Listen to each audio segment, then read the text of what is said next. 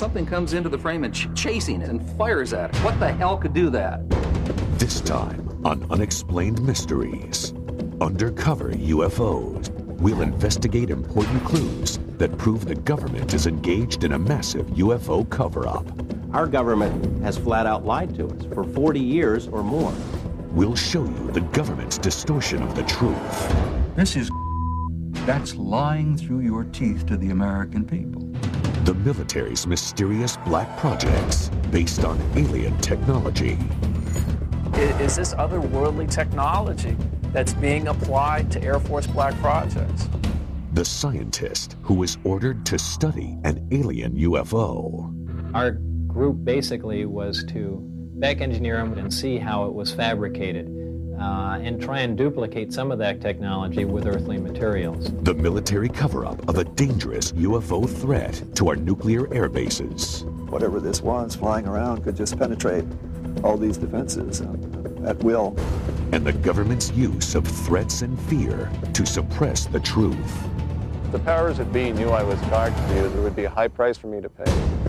You'll find out why the government is reluctant to admit the possible existence of life on other planets. The reason being that it could cause widespread social unrest and possible deterioration of government control. We'll hear from witnesses of saucer-shaped craft that might have been designed and built by the Air Force. My gosh, those are flying saucers. Those things really do exist. And we'll give you our final analysis in our UNX report as we blow the lid off the government's UFO conspiracy on Unexplained Mysteries, Undercover UFOs. Since the first sighting of a UFO, evidence suggests the U.S. government has lied to the American public to cover up the existence of alien spacecraft.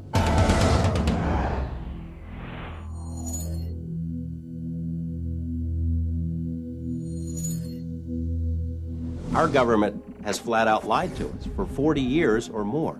They've threatened people and intimidated people. They've spied on UFO groups, infiltrated UFO groups, spied on researchers, compiled dossiers.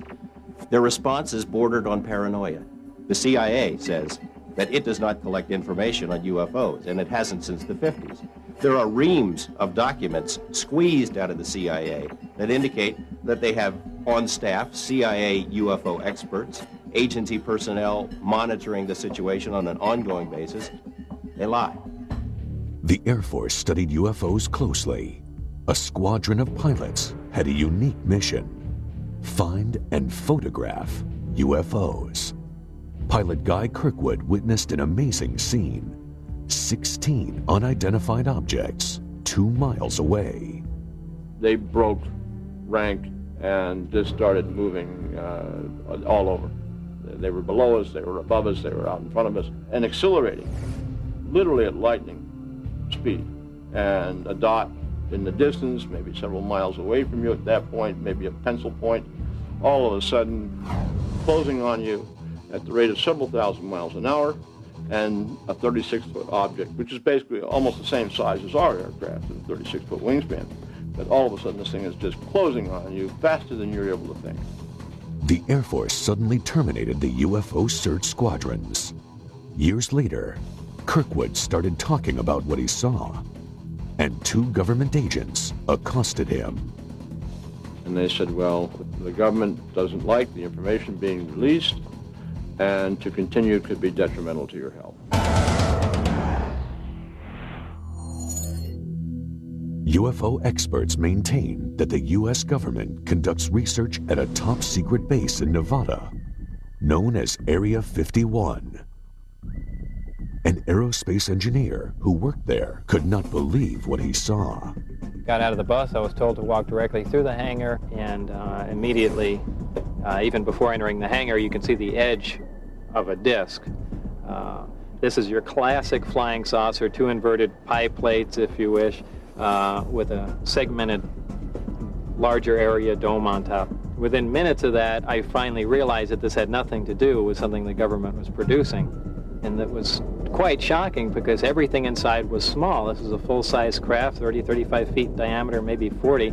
But you're looking at seats that are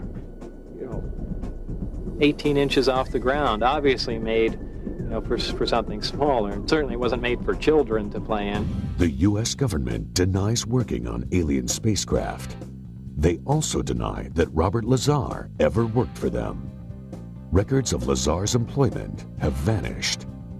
But two important items of information offer solid proof. A W-2 form stating that he worked for Naval Intelligence, and a listing of his name in a government lab phone book. After Lazar came forward, he was threatened by government agents. Many others suffered the same fate. One after another had visits from government personnel who basically intimidated or told them to back off, followed them around. I've been covering organized crime in Las Vegas for 10 years, dealing with mob hitmen and mob informants, people who have been in the witness protection program. The fear that is generated by this UFO subject for people who really know about it far outweighs the kind of fear that the mob inspires. I mean, people are more afraid of our government than they are of organized crime. Despite the risk, Lazar maintains his conviction. I am exactly sure of what I saw. I know what mainstream science is like. I know where physics stands. I know all of that. And this is an extraterrestrial craft. This technology is hundreds and hundreds of years in advance of us, and that's the end of that story. The U.S. government has a history of withholding secrets from the public. LSD experiments on human subjects, radiation tests over cities, the Stealth Fighter Project, and the U-2 spy plane. The government has a name for their policy of systematic lying to the public. It's called disinformation. Our government does it all the time. There are even printed guidelines for how cover stories, disinformation, are supposed to work. While serving at NATO headquarters, Bob Dean saw super secret documents dealing with UFO sightings called the Assessment.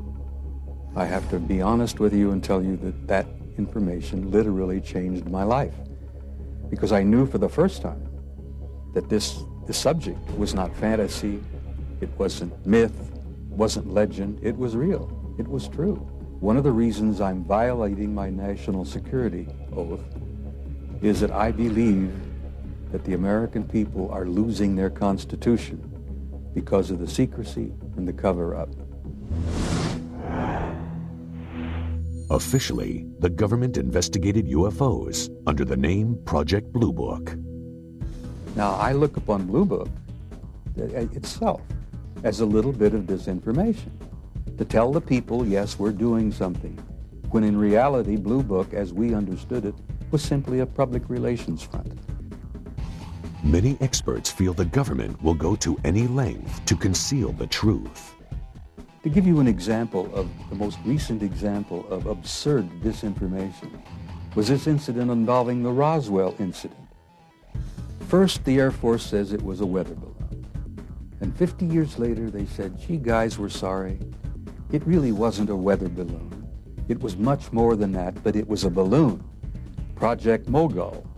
Well, I'm tempted to use terms that you'll have to bleep out. This is that's disinformation. That's lying through your teeth to the American people. And if that isn't disinformation, I don't know what is. Coming up, the frightening UFO threat on our nuclear arsenal. The classic